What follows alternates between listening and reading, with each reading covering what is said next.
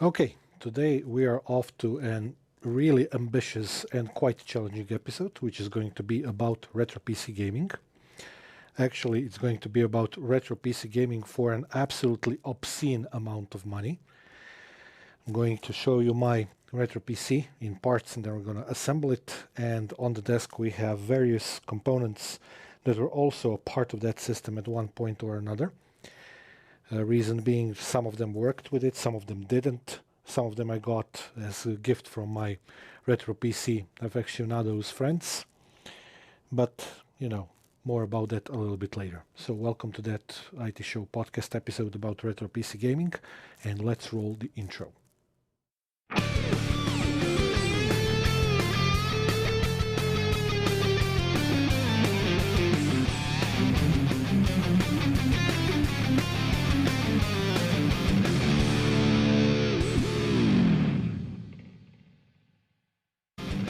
So yeah, that's the beast that we are going to be discussing today. And I'm going to be disassembling it on camera and then reassembling it back together. And I'm going to be giving you a little bit of a, let's say, background information about why I assembled this PC. And trust me, I'm not alone. This has grown in popularity in the past 3 to 5 years enormously, especially since the COVID days. And also some of the, let's say, technological reasons why these are so important, even 20, 30 years after the fact that they were introduced, closer to 30 actually than 20. So just as a general description, first and foremost, this computer has, I'm going to pretend that I don't know, and I'm going to take a shot of one thing, but obviously you can see the dual slot 1 thing happening here. I'm going to take a shot from here, and hopefully it's going to end up looking very good.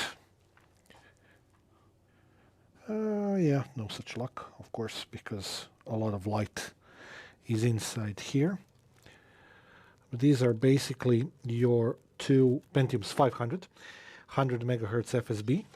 And in terms of memory, we have, I think, 256 times 4. Yes. So it's a gigabyte of memory, basically. I think it's the maximum amount for this motherboard as well. The motherboard is the famous Asus's P2B DS, one of the most famous motherboards of the era. There were a couple of others that were really important for that time period as well.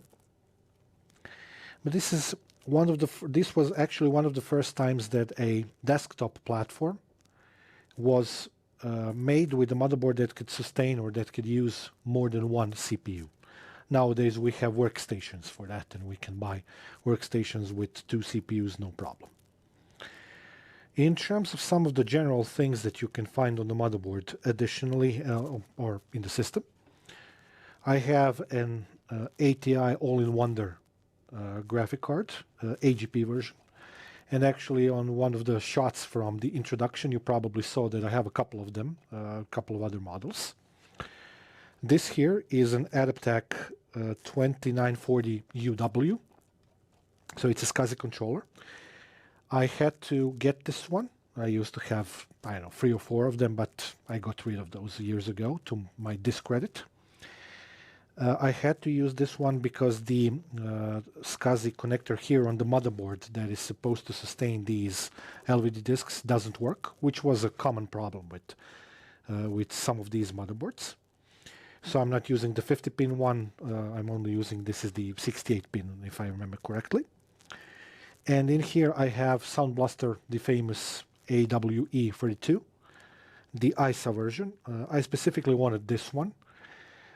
And I wanted it because it has these sorts of upgradable things that I added to it, and it can work very well with sound fonts if you're into music like I am, and I have a library of sound fonts that I used over the years and whatnot.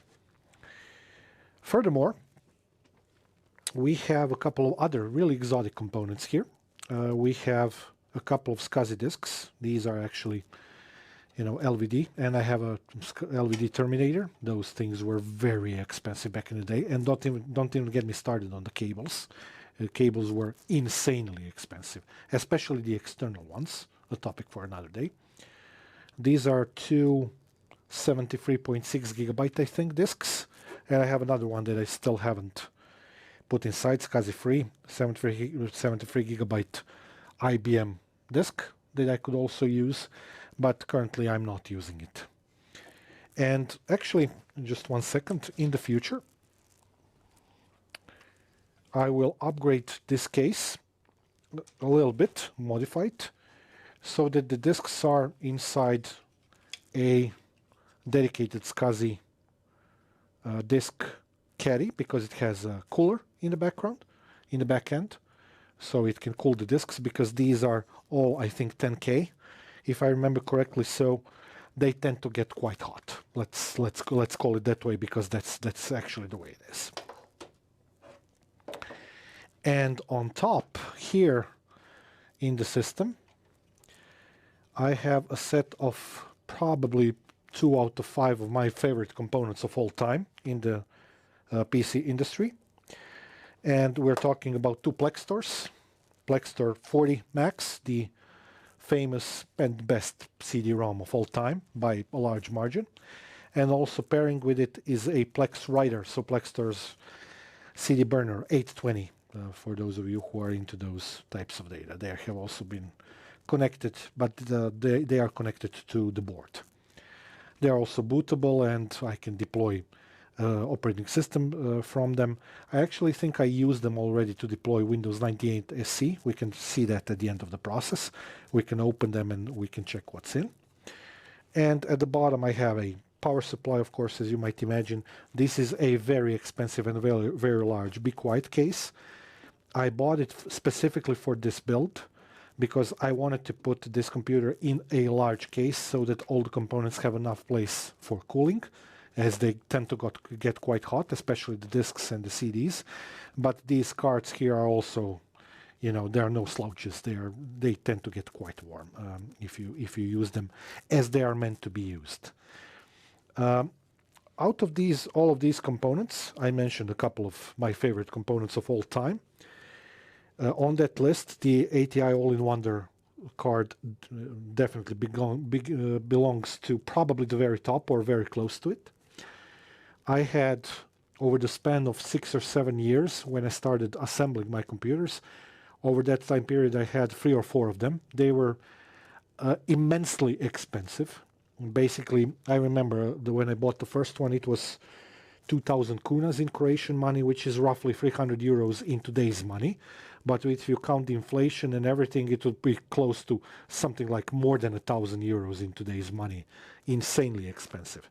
But I was lucky enough that I had, various types, side hustles and, student jobs when I was in college, so I could afford these things. These computers were not something that I was given. I had to earn money to buy them, and I spent such an enormous amount of money on all of them, and I wanted to have exclusively SCSI stuff, and I still have a SCSI scanner from that era that still works, the Hewlett-Packard's ScanJet, for those of you who are familiar with those things. And I just cannot, get myself to a state where I let it go and throw it in the garbage can.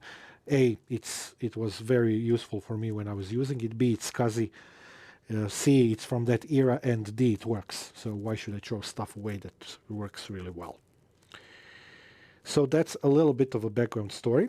Going back to the optical drives, yeah, those were basically unobtainium in the era where my first version of this computer was assembled, as well as the Asus motherboard.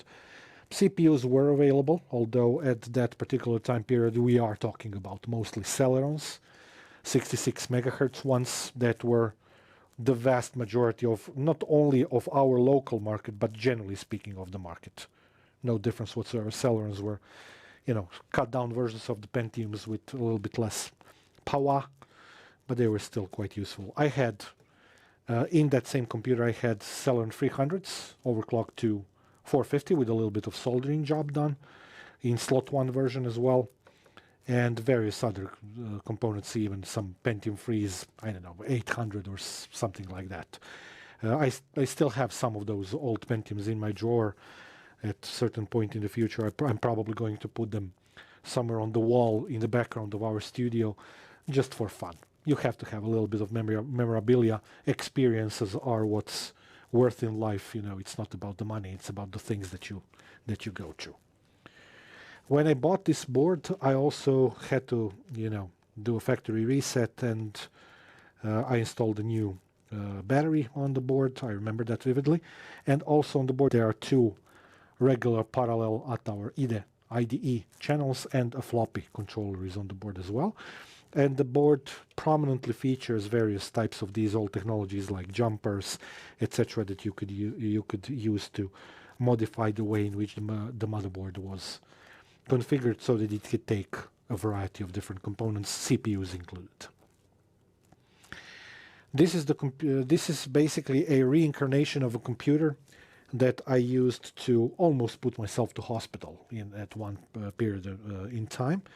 In 1995-1996 period, I started playing some of the games. I actually think I have the CDs, DVDs for installation of those still here somewhere. Yes, I do. I actually got them with me. So I'm going to show you a couple of games. I got them recently from eBay as well. A lot of people will find this to be very, very familiar, especially if they are my age. So maybe like this. So Command & Conquer and Dune 2000. I started with CNC and then went to Dune 2000. I told the story in one of the previous episodes in brief form. But when I discovered Dune 2000, that re-jump started my, let's say, gaming addiction. And I remember vividly, I was first year college over the summer break after basically missing the whole year of classes on my college. I was spending all of my time playing this game because it's so much fun. It is the most fun game for me that I ever had. Only closely followed by CNC and, for example, Dune 2, Dune 1, those types of strategic games. I adore those things. But I vividly remember one situation related to Dune 2000 when I basically almost put myself in the hospital after playing it for more than 5 days straight without sleeping. Monday to Saturday. The only thing I did during that time was play, eat, drink, go to bathroom, and play again, and then, go round and round and round and round. I basically wore myself to a state in which I needed infusion to basically get some electrolytes and some energy, and afterwards I realized that I had a problem with gaming, and that was the pivotal moment actually for me in life, in which I decided that I'm never going to let any kind of addiction like that spoil some of the things that I'm working for in other parts of my life. So that's the story of that, and I never have afterwards actually. I usually don't play this game anymore for obvious reasons, but I did once. In 2004, I was delivering a class for one of our electric companies that produces electrical energy. We were away from our capital, so they called me to their location. They have a training center something like 150 kilometers away from Zagreb, and I spent that week playing that game. So I was doing 8 to 4 class. 4:15 I was in the room. 4:15 the gaming session started, and it lasted until 7:15 in the morning next day. Then breakfast, then class 5 days in a row. On Saturday I got home. I was dead tired, slept for 2 days, and afterwards I never did anything similar to that again. But still very fond memories because these are excellent games. I'm a huge fan of the movie, original one as well. And yeah, this is the reincarnation of a computer that I used to play that game, for enormous amount of hours. And actually, I used to work for a guy who was doing a lot of copying of the games at that time that was considered to be fun. And we played, I think it was Command and Conquer. We have parallel cable or something like that overnight when we didn't have anything to do. So we spent countless nights playing these games up until somebody, fell asleep, and then repeat afterwards the next day onwards. Okay, the story goes on. I'm going to talk a little bit about some of the components here, and then I'm going to disassemble everything and reassemble it back together. For the first part of the story is definitely the motherboard. I mean, it's so unique, so special. It has such a special place, not in my life specifically. I'm not talking as a fanboy here. I'm talking from technical perspective specifically, nothing else. So this is one of the most significant pieces of hardware ever invented in the history of PC motherboards and PC components overall, if you want to really look at it properly. It has what's called a BX chipset, 440BX, one of the best chipsets that Intel ever made. It was really a chipset that was baked in stability, worked very well, no problems with it. I had multiple BX boards over the time span of 5 years. All of them worked perfectly from day one to day end when I got rid of them, so no problem with that. Slot 1, so it's dual slot 1. Slot 1 is the name of the slot in which the CPUs were inserted. There were actually two ways in which you can do that. You could either buy a slot 1 CPU, or I think it was socket 370, if I remember correctly. There was a converter board on which you could put the 370 CPU, and then you could put it in slot 1. Basically, we had two sockets for almost all of the CPUs in that specific time period, which happened for a couple of years after that, and then stopped happening because you know how that story goes nowadays. So two Pentium 3s, very, very cool CPUs. We did a whole series of Intel-related episodes in the past 6 months, so you can take a look at our take on Pentium 3s and 4s if you want to there. So we talk about these CPUs for hours and hours on end, Yasmin and myself. And yeah, the maximum amount of memory. It has a built-in SCSI controller. SCSI nobody talks about today, although it's the basis for almost all of the protocols that we do use, for USB, for FireWire, for iSCSI, for Fiber Channel, for everything that we use. The basis of that lies in SCSI protocol. It has both the regular SCSI 1.2 and SCSI free connector with low voltage differential, so LVD. Some of the specifics of SCSI may be a little bit more suited to some kind of an other episode, but SCSI was also very famous for requiring certain things, which were expensive cables, controllers, and terminators. One example of such terminator is actually right here. You can see it. You can see it on one of the cameras. This cable, I have it since those days. So this is, I don't know, 30 years old probably already so far. The terminator I bought recently, although I had one and I still have it from those days. This cable, so SCSI 1.2, cable 50 pin, I have it from those days as well. I have an infamous amount of external cases and external cables and internal cables for SCSI at home in one of my drawers, actually two drawers, that again I cannot seem to get rid of. Again, reason very simple. I paid an enormous amount of money for them, and from time to time they can be very useful. I had an experience a couple of years ago. A friend of mine who is a musician, so fellow musician, called me that his synthesizer broke down and that he wanted to extract the data from his synthesizer, Kurzweil synthesizer, and he had the data on an external SCSI drive, because Kurzweils did have SCSI controllers, additional cards. And he asked me if I could get the data, the part of it which was in internal drive in the synthesizer, and the part that was on the external drive, and record that, burn that for him on a optical media, on a DVD. So luckily I had all of those cables and the controller and everything. It took me less than 30 minutes to do that, and he paid handsomely for that, although I didn't ask him to pay at all. But it was one of those things where when your past habits and past, let's say, memorabilia can be incredibly useful, even to the point of making just some incredible amount of money. I got something like 300 euros for half an hour of work for that, which was, mind-boggling at the time.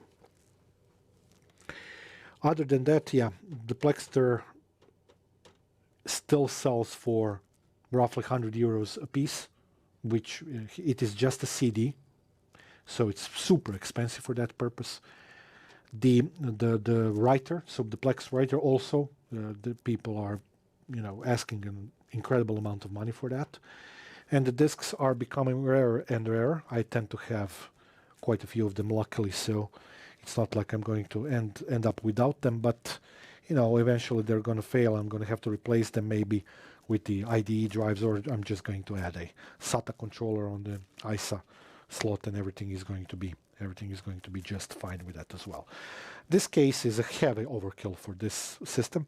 It has a stack of coolers in the front and on the top, but I just wanted to make it nice and cozy and comfortable for all of the components to fit, so that I can actually use them, repair them, and to have access to everything without everything being in a jumbled mess.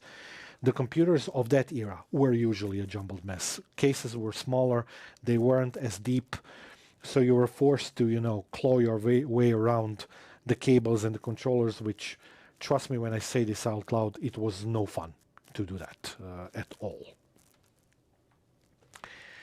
Okay, so that's that. Now we move to the disassembly and the assembly part of the video. Let's now disassemble the motherboard and the corresponding things from the motherboard, as this is probably the most, let's say, complex thing to do. There are a lot of cables here and whatnot. I'm not going to disassemble the discs and the CD-ROMs. That's pretty straightforward, but I'm going to take out all of the cards and all of the cables and lay them down so that we can take some pictures and so that we can see what's happening here. First and foremost, my Sound Blaster card. At times these old cards can get stuck a little bit because, they're very old. This one is 30 years old. Every single one of these cards is very, very, very old. I mean, the BX chipset came out in 1998, if I remember correctly, so that it was quite a while ago. In terms of ATI all-in-wonder cards, prior to AMD buying ATI, I just cannot think of like nice enough words about these cards. They got me through recording of so many of the TV shows that were in weird schedules when I was in college or when I was outside or doing sports or learning or whatever. I could always rely on them to do a scheduled recording and whatnot. I remember all of those cards very fondly. I'm actually quite sorry that I don't have all of those that I used to have back in the day, but it is what it is. Okay, power connector, for a modern power supply. This is still an ATX motherboard, so at the time when this was built, this was quite a huge thing, actually. Not necessarily a very common thing in numbers at that period in time. So SCSI connector. And we have a whole bunch of these connectors from the CPU to the motherboard. I'm not going to disassemble that. That's completely pointless. Just going to take out, some of them are probably baked in a little bit, but I'm going to do my best to take this out so that we can take some shots and put everything back in. During those days there were no cooling pastes. You just got the CPU and installed it as it is. These are slot 1 rails. You couldn't miss that even if you tried to. Now with the LGA sockets that rule the IT world, it's quite a bit different. You can bend the pins and whatnot, which unluckily I've done multiple times. And in the past couple of years I actually repaired quite a few Intel-based servers that had problems with bent pins, which is not a task for the faint-hearted. You can break a whole lot of stuff if you don't do these things properly. And it's not only that, there might be side effects of doing such work. For example, I remember in one of the recent servers where I did that, one of the PCI Express slots doesn't work anymore because of the bent pin, which makes sense as the PCIe controller is on the CPU, so that definitely makes sense that it doesn't work anymore. Some of these are quite baked in actually, which is surprising because the screws themselves are not all that old. But you know, it is what it is. The motherboard is very old. I was lucky to get this motherboard actually from eBay. It was in pristine condition. I don't know what the guy who used to own this did with it, but it was like new, which surprised me very much. And one other thing which I liked very much as well was the fact that the back plate, metal plate, was available for the motherboard as well. That's actually what sealed the deal for me when I was thinking about buying this board. So let me just disconnect these pins now, so that we can free the motherboard. That's the metal thingy. And now I'm going to put this on the desk, and I'm going to stop for a second because I need to change the angle of one of the cameras so that we can actually see what's happening here. I'm going to just go around the desk for a brief second, and I'm going to change the angle of one of the cameras so that we can look into this. It's such a special product, especially for the era.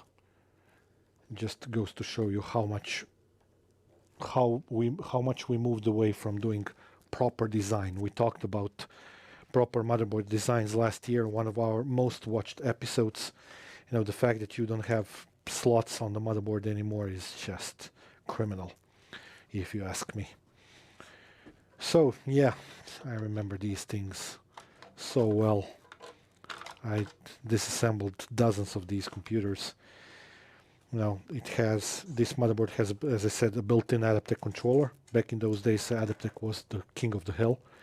There were a couple of others that were really popular, Aware and whatnot, LSI, I think already. They had some issues with termination at times, but usually BIOS upgrade or whatnot. There were a couple of versions of this motherboard as well. I remember that I bought the first one that I bought had some issues as well. I also had a sister motherboard to this one from Abit. I think it was BP6 or something like that. I used that for quite a while. I had a couple of computers at that time at home. Now it's much worse, of course, because that's the way it is when you are a computer freak, you know.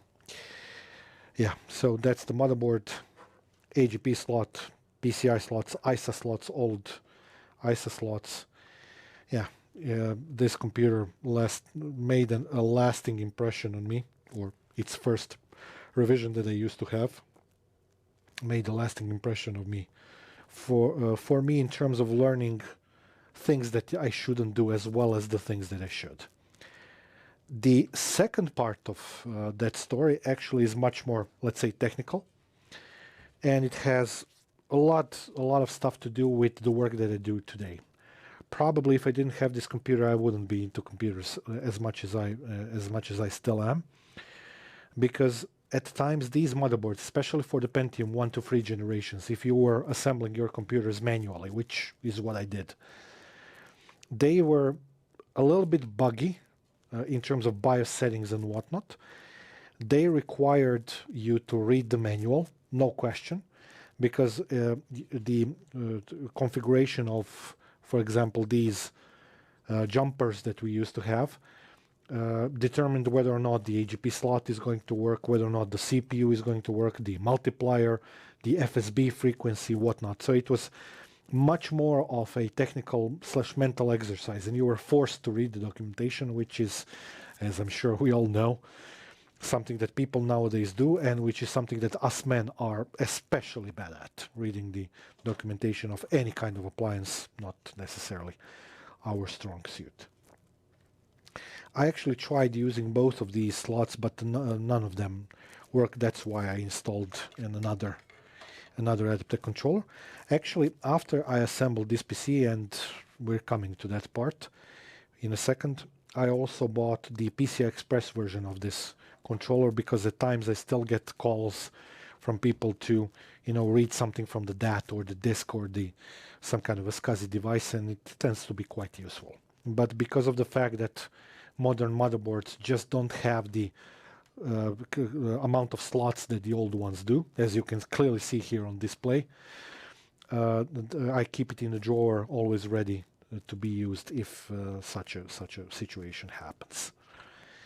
The second part of this conversation is I deliberately named the episode something like, retro PC gaming for an insane amount of money or obscene amount of money, something like that. Because the amount of money that I spent on this, and this is purely, let's say, partially it is reminiscing of the past, so it's a little bit, old school emotional experience for me. But partially it's also about the fact that I want to try to use this for a couple of other things which will become apparent in some of the future episodes. I intend to have some fun with this system, not only for gaming, although I think I'm going to do a little bit of gaming. It's summertime now, so I could spend 5 days playing Dune, no problem whatsoever. But it is absolutely insane how much money all of this costs. When you combine the cost of all of the things that you can see here as a part of my retro PC, so 200 euros for the Plex stores, roughly 150 euros for the discs, so that comes out at 350.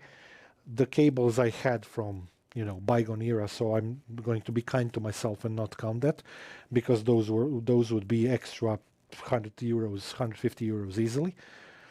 The Terminator was extra 50, so that's 400 euros. The motherboard with the RAM and with the CPUs was close to 350 euros, so 750. The creative card was something like 80 euros, so 830, for example. This was 100 euros, 930. This was 70 euros, so that's 1,000 euros without the case and without the power supply. The case is super expensive as well, but that didn't need to be that way. I just wanted this computer to be in a, as I said, a comfortable case so that it can have enough space. And so the grand total of this is close to 1,500 euros. For that, you can buy a modern system with a lot of, like, infinitely more power, or a laptop, whichever way works better for you. So this is absolutely obscene amount of money for somebody who wants to have some fun and try to use it in a, humorous way, which we will describe in some of the future episodes. Okay, so that is the disassembly process. Now I'm going to reassemble the board, but first I have to do a little bit of hackery, because some of these pins, again, it's a very old system, so sometimes these things get just baked in, so you have to use, and that's the reason why I took the scissors, these pliers, whatever you want to call them, so that I can deal with situations like this, counting on the fact that I'm going to definitely have to do it. And these screws are actually too long as well. I should actually do something about that, which I will do, but not for the purpose of this video.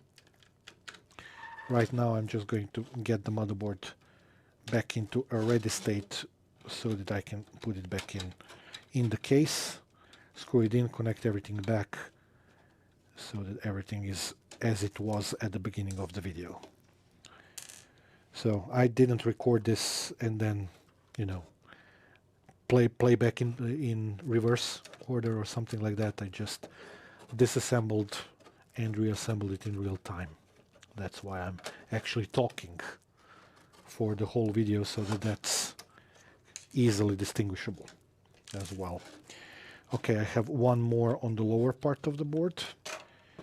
Some of these motherboards from that era were incredibly heavy as well. This one is no slouch, but there were quite a few that were much heavier afterwards. When I started to work as an IT journalist, I remember getting a Tian motherboard for 2 Opterons. I still have it at home. It was twice as heavy as this one, at least. And that tells you something about these sorts of, old pieces of hardware. Actually, they were designed very well. Production techniques were not as advanced as they are today. That's obviously true. So they usually didn't last as long. This one did, for whatever reason. I'm very happy about that one. but generally speaking, the components used to fail much more back then, as I'm sure most of you already know. Okay, let's put these spacers back in, and then we're going to put the motherboard back in. So let's do it in correct order so that I don't have to mess something up. Yeah, this is the version of the board without any kind of audio device, which is just one other. I don't want to call it a reason. It's actually an excuse that I used to kind of like explain to myself why I have to buy a sound blaster. I mean, I wanted to buy it either way, so it made no difference to me whatsoever if the board has a sound card or not. I was going to buy it anyway. Yeah, these boards, they have to be centered properly, otherwise you are not going to get them screwed in. That's definitely true. But before I do that, actually, I just remembered that one of my bits fell into the computer, so I have to first extract that one. I have to extract it for two reasons, so that it doesn't cause some kind of a hazard, and the second reason because I have to use it to actually screw this in for some of these screws. So let me try to find it. This is not going to be easy. It's very heavy.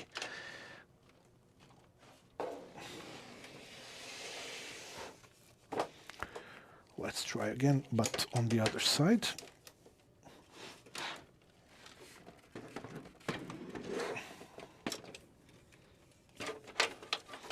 Probably fell down. Okay. We're gonna make it work without it. One other thing that I didn't mention still while I was making this video is the amount of patience and time required to assemble a system like this. Obviously, quite a few components are from eBay. It took me better part of 6 months to get all of these pieces of hardware to my location, and the vast majority of reasons why it took so long isn't necessarily related to availability of the components. It was about the fact that it was related to the fact that I wanted a specific configuration, which was not necessarily easily available. And the amount of time, for example, I spent waiting for one of the cables for Sound Blaster to be connected to Plexter, which I still haven't installed, although it's been sitting on my desk for a year. Also, that was insane. I remember waiting for that for months and months to come from Spain for some reason. Actually, I started the assembly process for this computer. It was the COVID era, so you can imagine how much time has passed since I got the first component for it, which is just an insane amount of time ago. And yeah, I waited for the right time and actually the right situation to do this video, because I knew that it's going to take me better part of 2 days to make a video about this one, which actually ended up being very much on the money. I got the system here yesterday in the morning. I had to reconfigure the studio so that I can do the recording, which took most of the day yesterday. And yeah, I'm making a video today, so sometimes when you do these videos, it takes just an incredible amount of time, which I love doing. Don't treat my words as complaining, because that's not what I'm trying to say. Okay. A few more screws here and there, and we are done. I have to actually get some more of these, some of these screws that are a little bit shorter, because these are too long. I know that when I was assembling this last year, there was a reason why I use these long ones, but I cannot remember that from the top of my head now. Let's see. I need at least some sort of support here at the top as well.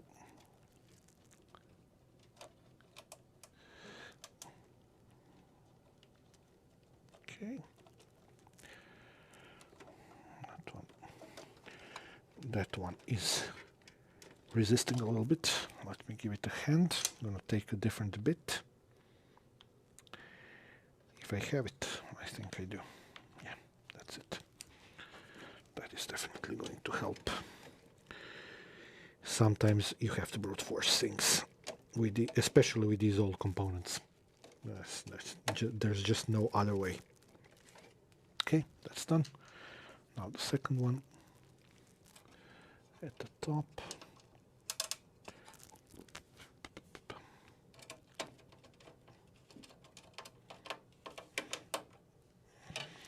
You didn't see this, but in the center of the board there's also a place where I could screw in a screw, but I deliberately broke a spacer so that it fits inside those small pins where you can screw in these screws, so that I can orient the board and just kind of like, it's much easier to do it this way. It's something that I picked up along the way.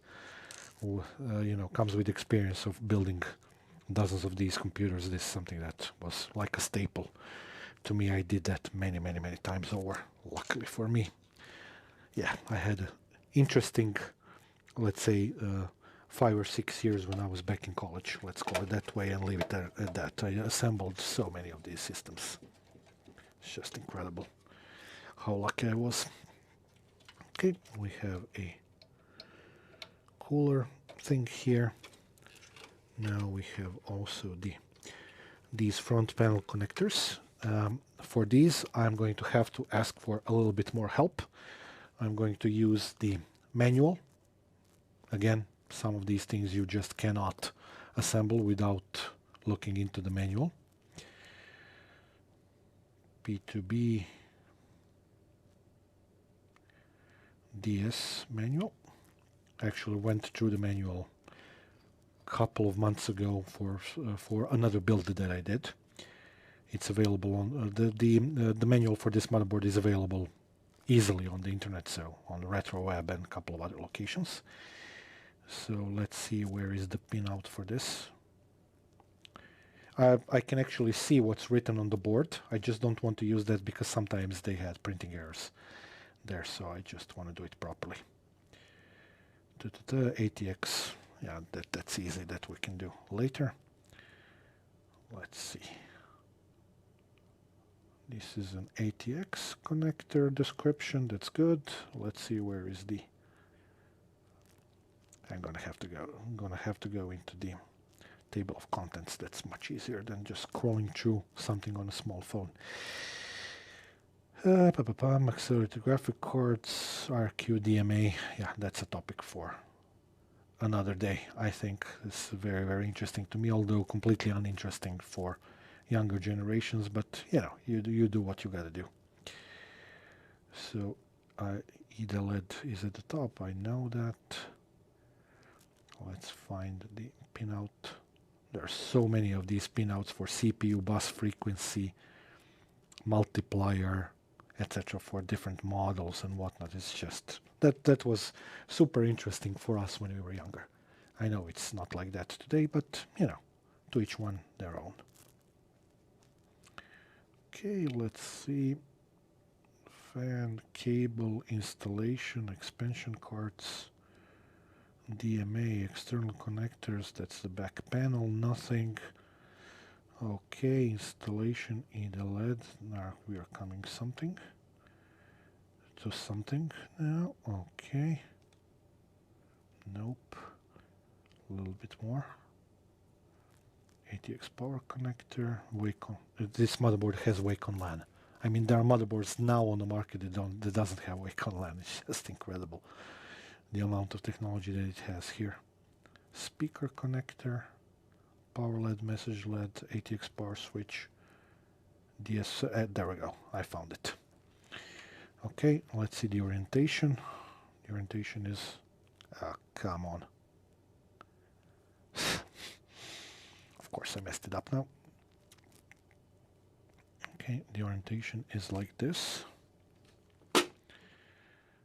so that I don't connect something in the wrong way.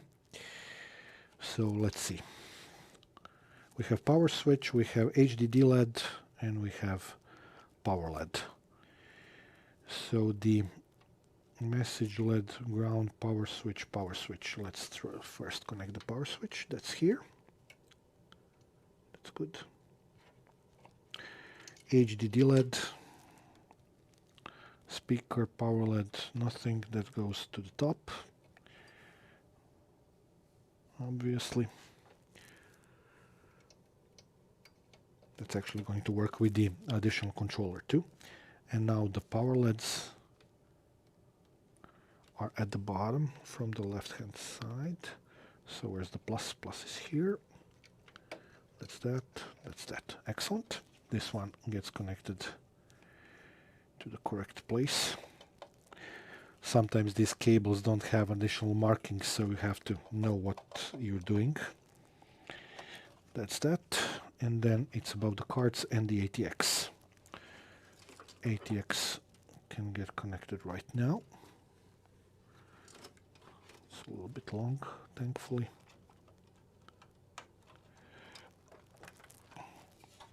No additional CPU connectors in that era, as you can see. That's that. So that's the Sound Blaster. At the top to the AGP slot we go with All-in Wonder. I think that that series of cards deserves a special place in the museum of the coolest hardware ever made. Here's looking at you, AMD. Okay, that's that. Let's screw them in so that everything is firmly secured in its place. That's that. That's this one. And this one.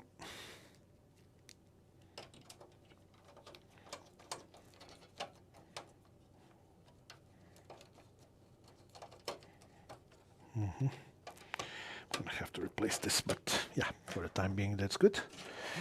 And LVM, this only goes one way, luckily. LVM, LVD, sorry. Got overly excited about this old technology, as people of my age usually do. What can you do? Nothing. Okay, that's that. Now, for the final part of the show, this has glass, because again, cool. Completely not in line with the idea of retro, because there were no glass cases or panels at the time when this was popular. And yes, I don't care. But actually, I waited for more than a year now to do this. I absolutely love peeling off these things off of any product, as I do now from the case side. Okay, just screw this in a little bit so that it's nice and tidy.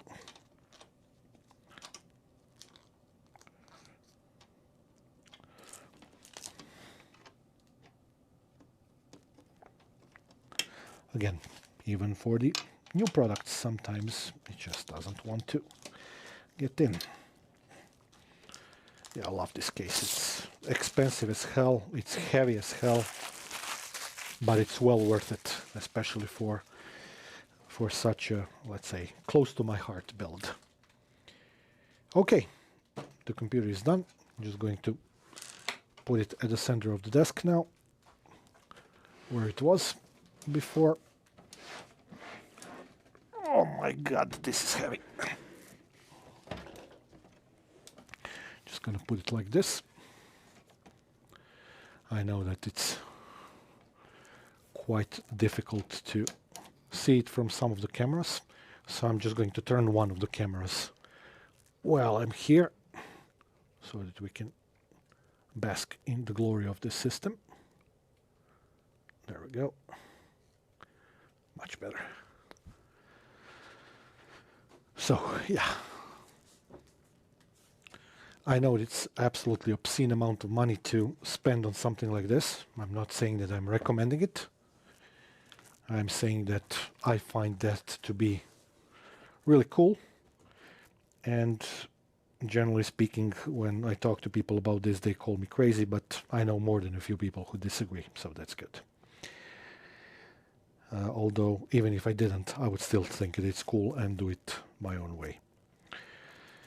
In terms of the things that you could, let's say, install on this system and use it for, I know that currently on one of the disks I have Windows 98 second edition installed, which worked out of the box, no problem. You could deploy Windows XP on it as well. If you want to, XP SP3 works on this, no problem whatsoever. I've been running that in the past, so I know that that works. You just need to pay attention to download some of the drivers, especially for Sound Blaster, which sometimes can be a little bit tricky. Adaptec does work out of the box. The old all-in-one drivers are available on the net, so that's definitely doable. And you could use it, for example, for either, of course, retro PC gaming, which I mostly want to use it for, or maybe in the light of some of the things that happened in the past couple of days, months, years, whatever, hours, especially in our local environment. There's been a lot of cybersecurity breaches, and a lot of the services around the country have been brought to their knees in the past couple of weeks. I'm definitely not laughing at that. You could use this as some sort of old school, old tech, off the grid, let's say, system which you use for just something that you want to use it for, like aforementioned retro PC gaming or something else. I mean, you could install Windows XP, put some kind of old Microsoft Office on top of it, and happily use it that way as well. It will work no problem, especially as it's been upgraded with a gigabyte of RAM. And for those of you who were lucky enough to use Windows XP with that amount of memory, you know that works really well, especially on the 10K hard drives, with SCSI disks and whatnot. It's just a breeze to work with. Okay, so yeah, this has been a little bit nostalgic looking down the memory lane, but for me, this building this system back in the day was very educational for debugging and troubleshooting of SCSI, learning how to use it, the correct cables, the jumpers, especially the terminators for SCSI. That's a whole other, black hole of craziness that I don't want to get into today. But if you're an enthusiast, you will definitely appreciate the intricacies of this system and the craftsmanship that was involved in building, for example, this motherboard and some of the components. Practically speaking, it's a niche type of computer, retro PC gaming. It is what it is. Although it's been on the rise in the past couple of years, I've noticed that heavily. There have been hundreds. Actually, let's not go too far. I've seen dozens of different retro PC gaming videos on the YouTube lately. But at the end of the day, for me, this is not just a nostalgia build. It's an exploration of a little bit of history.